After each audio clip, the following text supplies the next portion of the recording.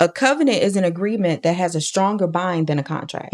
So here we talk about business. So contracts, we understand the terms and conditions, the stipulations, and the clauses that are included. When you have a covenant, if you're talking about marriage from a faith perspective, right, then you have an agreement between the wife, the husband, and God. So you're making a promise to God. So what man says you can do on this earth to get out of it really is irrelevant. Gotcha. So it's binding. And the purpose is to help you fulfill your purpose on this earth.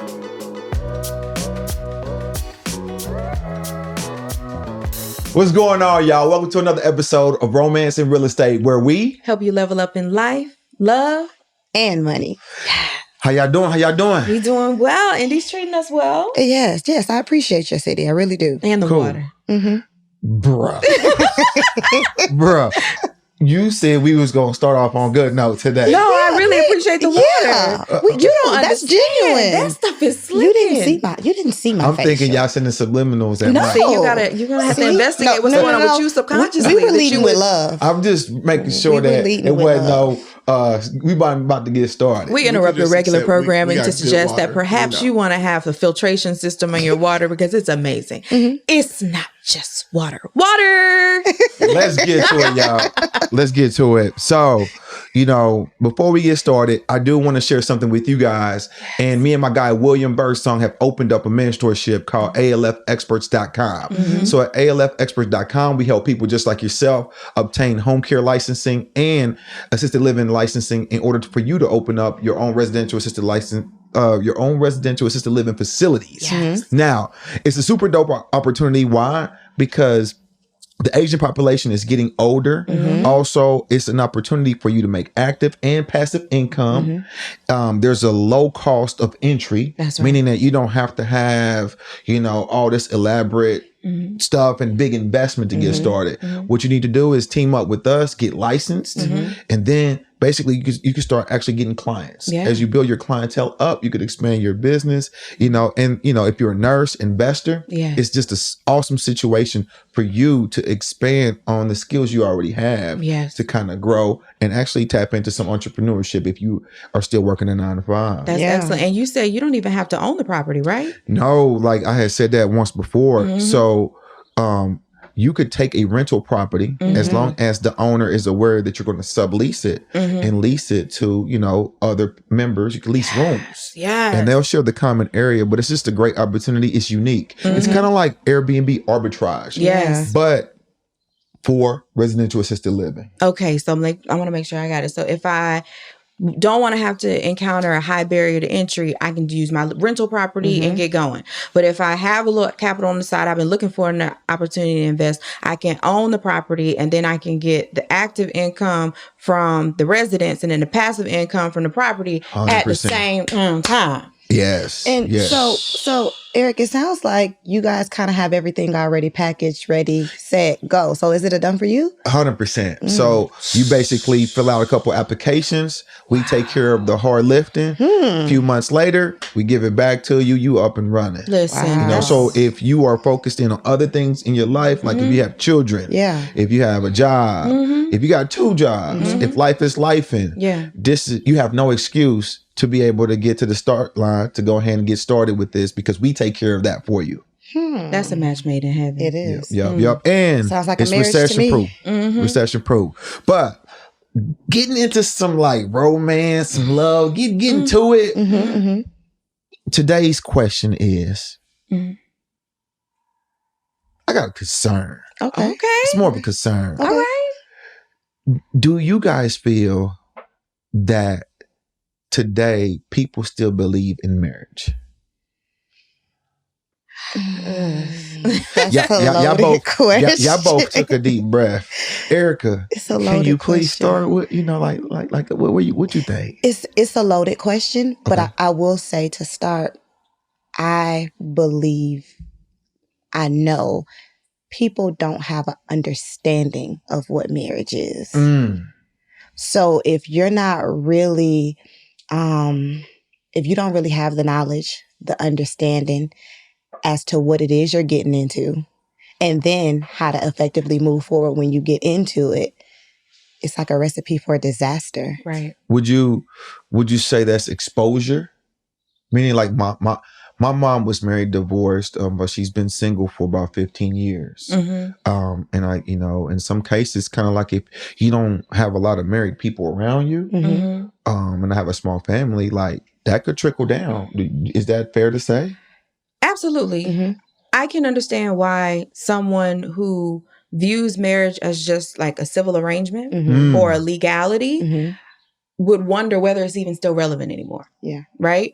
Because there's nothing about going to the courthouse or even having an elaborate wedding that's going to even assist with you allowing this union to last a lifetime. That's right. So when we think of marriage, ordinarily, we recognize that when you take those vows, it's till death do you part. But if you're just talking about marriage from the perspective of this civil union or this legal document that says we can pass our earnings to one another and death, then there's a whole lot lacking as to why that would be desirable. Basically, it lacks purpose. Understood. Right? It's like, well, I don't need to be married. We could just be together and you be for me and I be for you and we do what we do. And that sounds great. However, it's just going to be a long-term dating relationship with some rings. And I don't mean to disrespect anyone's activities, but I wouldn't put my faith in that. Like I wouldn't invest in that because it's not going to work out. We've talked about previously the stages of even team building and especially the stages of building your marriage. There's going to be storms. Things are going to hurt. This person will piss you off. And so what is it that's going to keep you together? Because people can go to the end of the altar and repeat those vows all day long. That doesn't mean that they believe it. Right. So as with anything else that we speak about, it's about the foundation of why you're taking the action and the purpose behind it. And so when Erica says that she believes strongly that many don't even understand, that's what it is, because there's no real understanding of what the purpose of marriage is and what you must be prepared for before you say, I do. You see so many dissolving all around. And because you're looking at it from an objective part, you're not a part of that. You don't know why they started or how they started. All you know is people hurt, people breaking up, people cheating. Why would I ever be a part of this? And Eric, I'm sorry. And in addition to the difference between the foundation and it just being a piece of paper that is legal, we break contracts all the time. Big facts. And there's clauses as to how and when or, what would allow me to break this contract. But how do you go into something saying with your mouth, till death do us part, but then I have something on the side that lets me know and that I can break this contract anytime I want to. Right. Erica, how would you define the purpose that you say that people don't have or understand? The purpose behind getting married? Definitely. Well, one, it also goes back to what you said, environment and what they've seen. Sometimes what we have been surrounded by, we will make that normal. That's not the truth. That's just our experience. Right. And sometimes we have a hard time separating experience from actual truth. That's right. So then if you say, oh, well, I think marriages are toxic. Who told you that? That's what your experiences have showed you, but that's not the experience as a whole. Marriages is not just, for companionship. It's also for partnership. It's also for wealth building. Marriage is not, it's not a contract. It's not a tool. It's a covenant. Right. And speaking of covenant, we've talked about this before, but this is the real flex. A covenant is an agreement that has a stronger bind than a contract. So here we talk about business. So contracts, we understand the terms and conditions, the stipulations, and the clauses that are included. When you have a covenant, if you're talking about marriage from a faith perspective, right, then you have an agreement between the wife, the husband, and God. So you're making a promise to God. So what man says you can do on this earth to get out of it really is irrelevant. Gotcha. So it's binding. And the purpose is to help you fulfill your purpose on this earth. So you mean to tell me that you'll get your hair done, your nails done, and your makeup done, but then you won't do anything to help you? Girl, that math ain't mathing. No. So when is it going to be the time that we stop working on the outer things and start figuring out the inner things? Girl, I think the time is now. And so for you, I'd encourage you to strut over, slide over, get on through, getandstaymarried.com. Because what we have for you is not just this great conversation like we're having today. Yes. But it's an entire community to help you know and love yourself, but focus on what we put in and what we put on. So all our clients have a personal stylist, a year with a finance coach, a flexibility coach, a sex educator, because there's a lot of people having sex, but they not good at it. Ooh, don't let that be you. So go ahead, sis, slide on through, getandstaymarried.com. But for now, back to the show. Got you. So if they lack faith in God or a God, right? Do you feel like that union lacks purpose? Because the promise is to me and her and vice versa, as in contrast to a greater being. Well, it may have purpose to you, right? Because that's what you believe, but it lacks the foundation and the stronghold that would keep it together, is what I'm saying. I don't see an anchor, right? Because I can intend well for you, but I don't have the ability. I lack the capability to promise to you 30 years from now what I'm really going to do in my own strength. Absolutely. Right?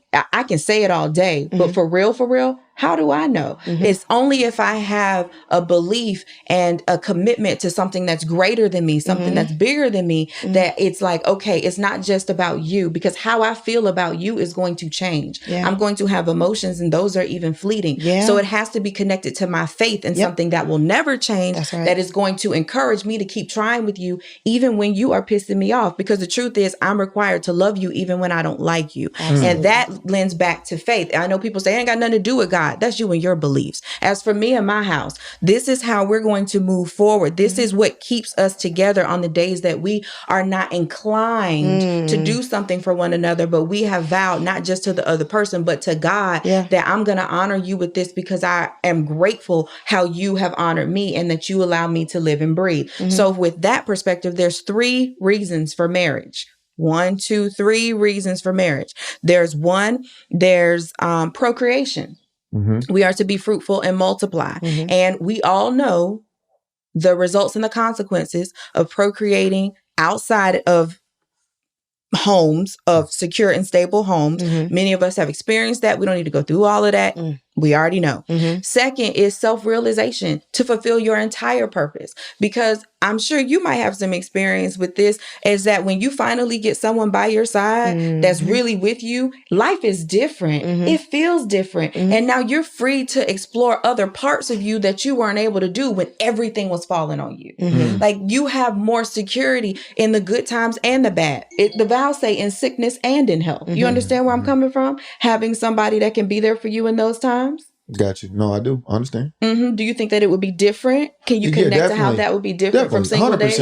100%. I've been sick, and I've been sick at home alone.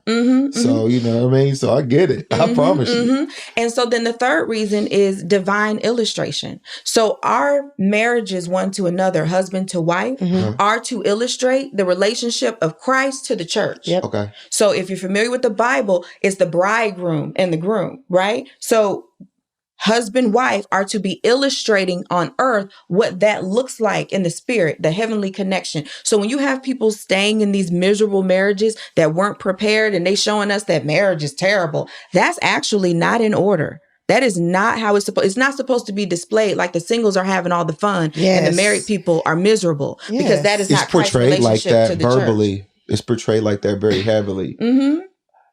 I do have a question though. So I feel like this generation, and it's my opinion, you know, and I'm maybe placing judgment or whatever. So like this generation is not exposed to going to church. They're not used to going to church with grandma, auntie, and all of that, right? I think even COVID has like hindered some of that as well too, right? But even before COVID, I feel like this generation just wasn't the church going, and it wasn't a ritual. Do you feel like that affects that belief, purpose, and just kind of like that whole process of understanding, you know, God's ultimate purpose for us? I want to go back to something that we mentioned earlier. there is a voice that is loud in the earth. That is a negative voice. And a lot of things are portrayed negative that God has deemed to be good. And when you find a space, because, you know, all churches are not created equal, and we know that. But when you find a safe space, a place that God has, you know, led you to, that can honestly give you the truth, it will show you an example that is not just positive, but the truth about the example. Like, hey, marriage is a good thing, and marriage will not always feel good. Correct. And that's honest, right? And that is more appreciated. Like, I can see at face value, and I can make an informed decision as to if I'm ready or not to take on this assignment, because it is an assignment. The world will say, oh, you know, this is my